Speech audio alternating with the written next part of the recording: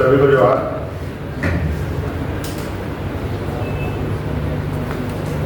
पांचवें विधानसभा का आखिरी सत्र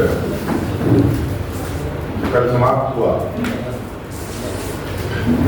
कल माननीय मुख्यमंत्री का आखिरी राजनीतिक भाषण भी हुआ, लेकिन उस पूरे भाषण के दरमियान उन्होंने कई एक झूठ बोले, कई एक झूठे वायदे फिर से किए, कई एक बड़े बड़े बातों के घोषणा करने के बाद भी जमीनी हकीकत को उन्होंने स्वीकार नहीं करते हुए लॉ एंड ऑर्डर पर कुछ नहीं कहा। झारखंड के कानून व्यवस्था पर उन्होंने एक शब्द भी अपने पूरे भाषण के दरमियान नहीं किया, एक वक्त वक्तव्य नहीं रखा।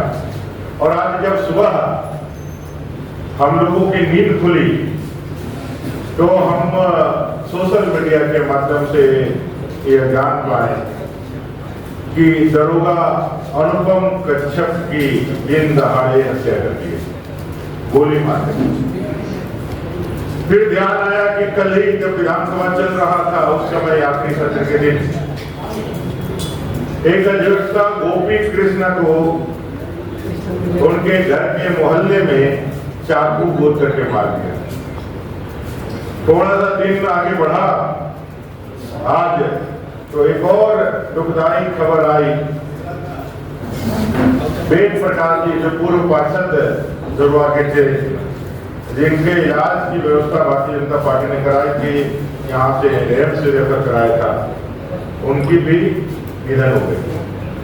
ये झारखंड के 3 क्षेत्रों के 3 बड़े लोग, ये कोई आम नागरिक नहीं, आम नागरिक तो इस सरकार के लिए कीड़े मकोड़े जैसे, उनके जीवन का, उनके अस्तित्व का कोई मोल झारखंड मुक्ति मोर्चा और कांग्रेस के लिए है ही नहीं।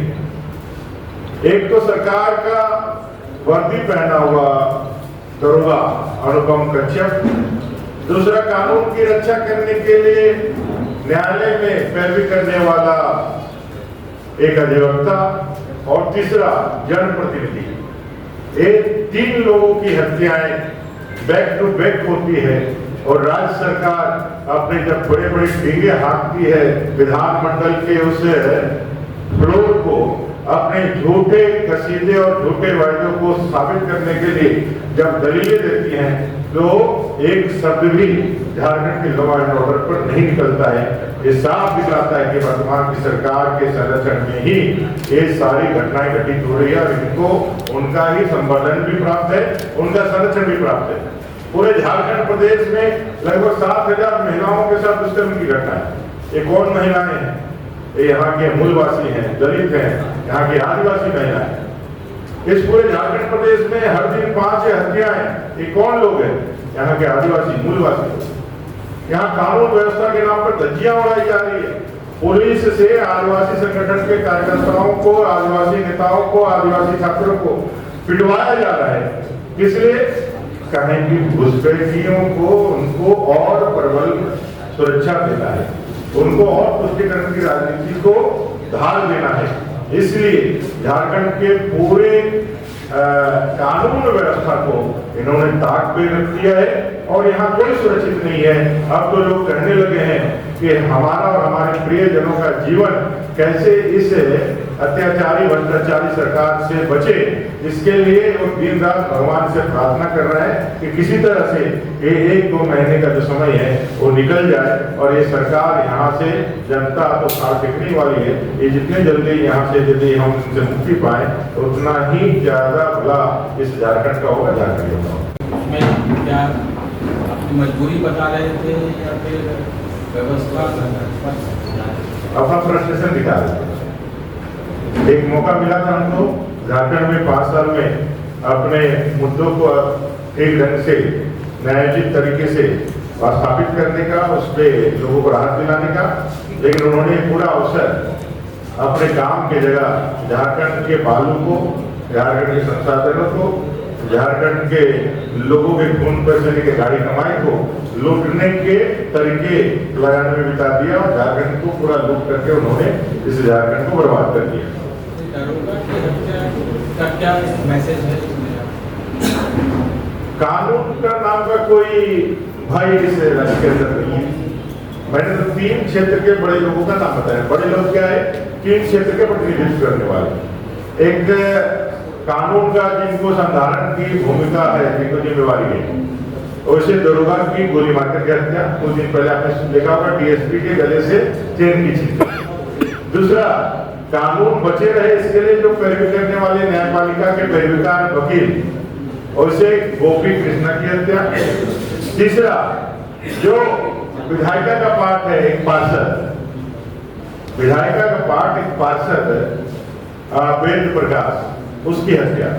विधायिका, न्यायपालिका और कार्यपालिका तीनों के प्रतिनिधियों की हत्या इस राज्य सरकार के इन चंद दिनों के भीतर हो गई। लेकिन इस राज्य सरकार के मुख से एक भी शब्द नहीं निकलता है, ना यहाँ के लिए, ना गायबखान के लिए, ना गोपीनाथपुर के लिए, ना तारानगर के लिए, ना इलाही नगर के लिए, ना माहौदी के लिए। इस सरकार के मुंह से एक शब्द नहीं निकलता है।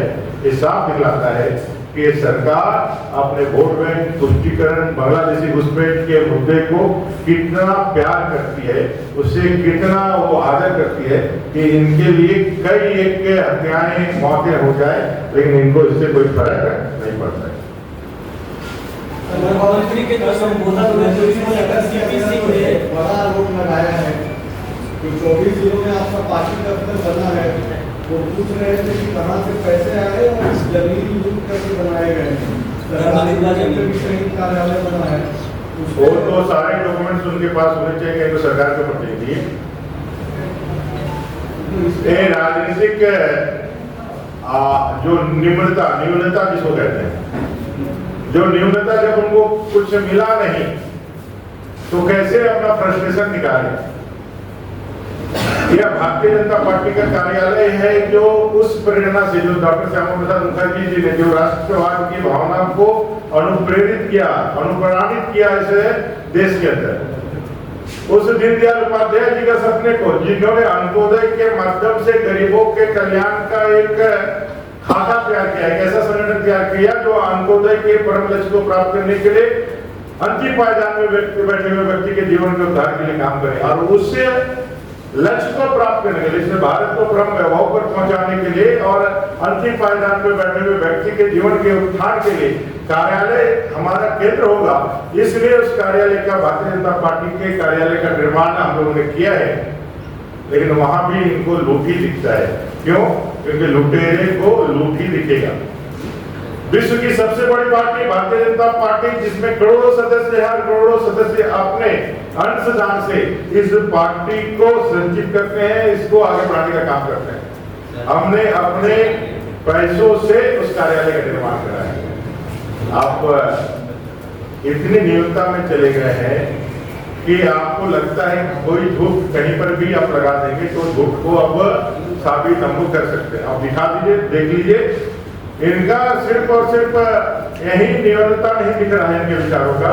विधानसभा के अंदर उनके विधानसभा के अध्यक्ष ने भी अपने एजेंडे को कैसे, उस विधानसभा के पवित्र मंदिर को, लोकतंत्र के पवित्र मंदिर को कैसे हम माध्यम बना करके कर सके, उसका उन्होंने लगातार नंगा प्रदर्शन किया है।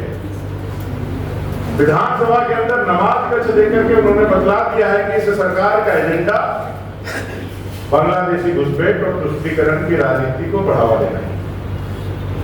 हमारे 18 विधायकों को अकारण निलंबित करके इन्होंने बता दिया है कि भाई ये सरकार को 5 लाख के रोजगार के वायदे और 5,000-7,000 बेरोजगारी भत्ते के वायदे को पूरा नहीं करना है। और जो भी आवाज उठाएगा उसका पूरी तरह से दमन कर देना। अब तो हम लोग को लगने लगा है कि कल दिन ये ना कहे इनकी पुलिस या इनके लोग कि भाई अब ज्यादा आवाज उठा रहा है तो जनरल डायर जैसा उनको भी जाकर के उनकी आवाजों को दबा दिया जाए।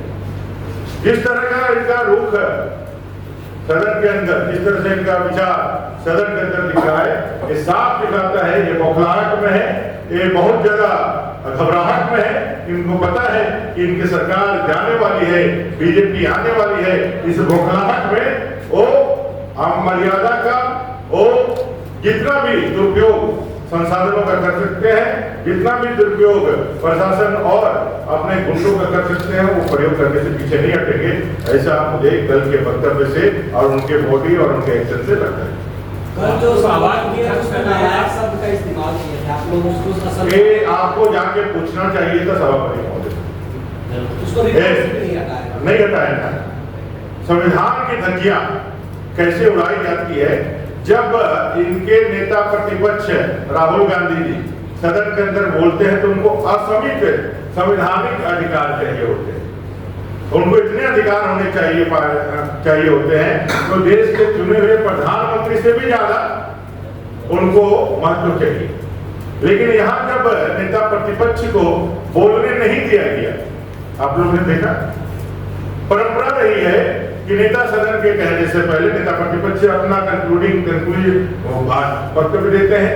ये विधानसभा का 5वीं विधानसभा का आखिरी सत्र था। 5वीं विधानसभा में 4 साल आपने नेता प्रतिपक्ष के रूप में मान्यता नहीं देकर के आपने लोकतांत्रिक पद्धति और लोकतांत्रिक व्यवस्थाओं का गला घोटा और आखिरी समय में भी आपके कान में पारे की तरह चुभ जाएगा ये ज्वलंत आपके विचार या सवाल, वो सवाल नहीं सुनना चाहते थे, इसलिए उन्होंने अपने हेकड़ी का बेजा इस्तेमाल किया।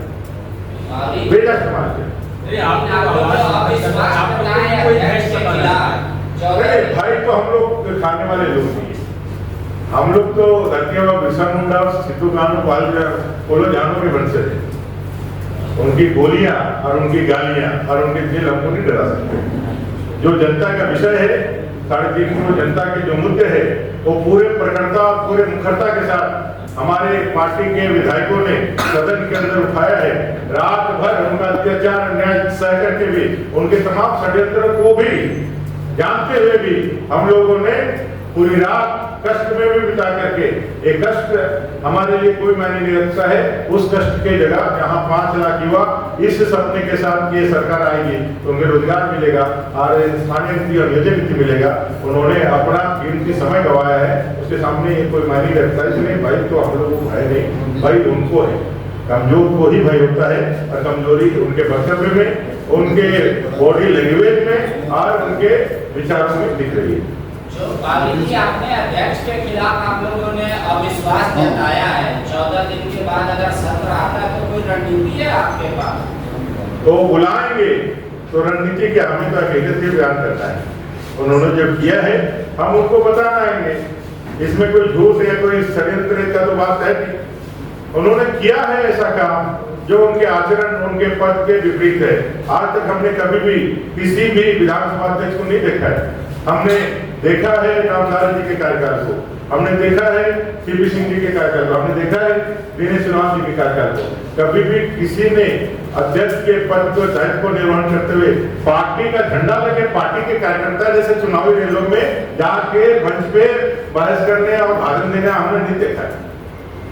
हमने नहीं देखा है इस पद पर बैठा हुआ कोई व्यक्ति न्यायालय के आदेश को, जो माननीय न्यायालय झारखंड देता है कि बांग्लादेशी घुसपैठियों को चिन्हित करके ये सरकार डेमोग्राफी चेंज के इस गंभीर मसले को हल करे। और ये संवैधानिक पद पर बैठे हुए व्यक्ति जो खुद से घोषणा करते हैं कि वो कितने पावरफुल व्यक्ति है, जिनके अंदर कार्यपालिका भी है, विधायिका भी है, न्यायपालिका भी है। उन्होंने विधानसभा के अंदर वक्तव्य दिया कि मैं इतने सारे ताकतों से लैस हूं और इतना सारा ताकत है कि मैं खड़े खड़े आपका गला कर सकता हूं। इतना पावरफुल है।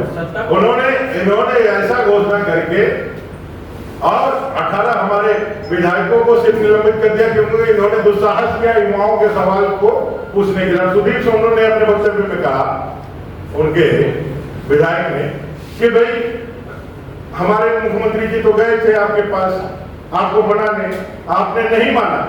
अरे आप नहीं माने मैंने मुख्यमंत्री जी कोई तोप है क्या? वो कोई हिटलर है क्या? लोकतंत्र में अगर यदि हम अपने बात को अपने असहमति को दर्शाएं तो आप उसके लिए हमारे 18 विधायकों को निलंबित कर दीजिएगा। सुधीर सोनू जी ने स्पष्ट रूप से कहा ऐसे तो जो प्रस्ताव होता है वो ट्रेजरी में चलाता है, माने कि मंत्री चलाता है या फिर संसदीय कार्य मंत्री लाता है, प्रस्ताव ही चलता है। एक विधायक के रूप में उनको लाने का हक ही नहीं है संवैधानिक प्रक्रियाओं में, क्योंकि उन्होंने कई बार मर्यादाओं का उल्लंघन किया है। विधायक के रूप में वो ट्रेजरी बेंच पे आए हैं, इसी विधानसभा में आए और कल ही आए, परसों भी आए। एक प्रस्ताव देने का अधिकारी ट्रेजरी बेंच में बैठे हुए लोग हैं जो इस मर्यादाओं के साथ रहते हैं, जो जुड़े हुए हैं। एक तो उन्होंने नहीं इसका भी पालन किया, उस पर भी उन्होंने संज्ञान लेके किया। दूसरा, सुधीर सोनू ने कहा और उन्होंने निलंबित कर दिया।